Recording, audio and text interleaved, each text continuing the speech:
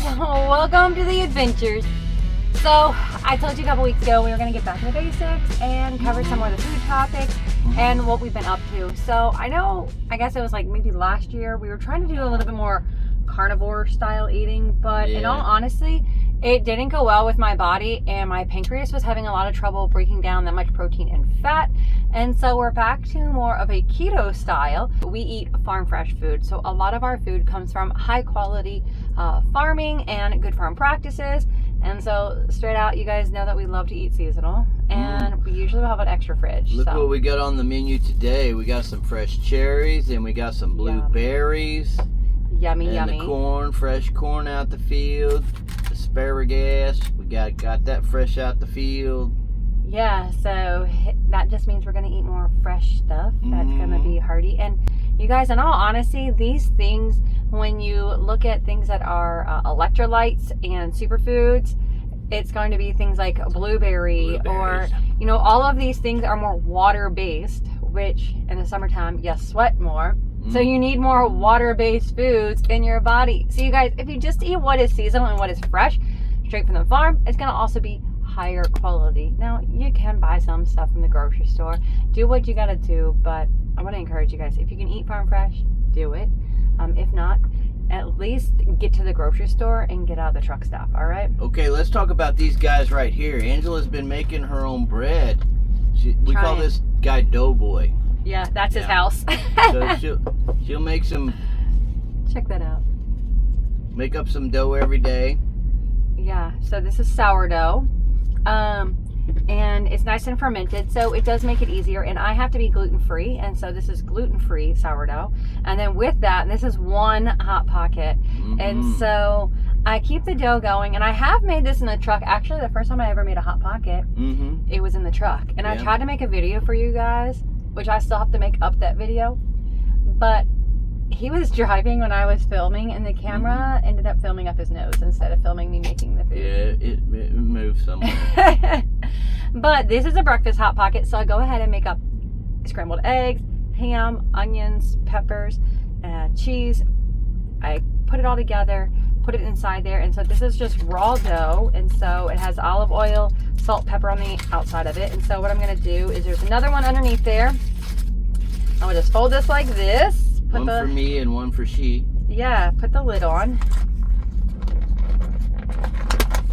And it can stay in the fridge for about a week, just like this. Or when I make the really big batch, then I just put it in the freezer. So this one is a pepperoni one. So if you're from like Pennsylvania area, you've probably heard of the pepperoni roll. That's pretty much what this is. It has some sauce in it and pepperonis, mozzarella cheese, and then I put some pizza seasoning on the top of it.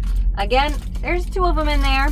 And it makes it really easy to eat these. Our friend Rob, he calls them Inferno Pockets because they get so daggum hot inside. Yeah, burn you like crazy. But be careful. They're really easy. They stack in their fridge just like this. It's really convenient. And then he doesn't have to worry about cooking something from scratch completely. He can just throw this in our Instapot air fryer, which is absolutely amazing. It makes cooking really easy. It kind of is like the adult Easy Bake Oven brought to life. And he just puts it in the middle section, puts it on bake, and about 15 minutes later, boom, they're amazing. I will say that you do notice a bit of different consistency in the Hot Pocket or the sourdough bread being in the refrigerator for a couple days as versus making it like that night fresh. Yeah. There's a difference, but it's tolerable and it's still num. That's right. So other easy meals that we like to do is a while back, we had a food truck, and it was a barbecue food truck, and we still love the barbecue. So we did a bunch of pork, and I packaged it up like this. So this is enough for 2 portions worth of sandwich meat, or just a nice pile of meat. And instead of making the potato salad and the coleslaw from scratch, there's this little farm style grocery store in our town, and I just pick it up from there because they make it from scratch. They cook the same quality that I cook, and so this is enough for us to each just split it down and have some good old barbecue. And it doesn't take long because pulled pork, it doesn't take long to heat that back up. And it's good to support your local small business. That's right. So the reason we have easy meals this week is because we were really busy over the weekend and we're pretty darn tired. So we're just trying to reserve some energy. And you guys, there's going to be those seasons, and there's going to be days that are busier. So one day we drive a lot longer than another day, and so these Hot Pockets really come in handy for that. And I haven't had any problem with my sourdough start, so I'm still learning to make a complete loaf of bread. But until then, I'll just make Hot Pockets. I've been making like a flatbread, pizza crust, things like that. All that goes easy, and just keep eating seasonal. And whatever you eat, Dr. Pepper goes with everything. Him and his Dr. Pepper. But all right, guys, I hope you're eating well. And by doing it this way, you're going to save a ton of money. So you guys, get out of the truck stop, start cooking in the cab, save a ton of money, and eat way better. Y'all, eat fresh. Bye.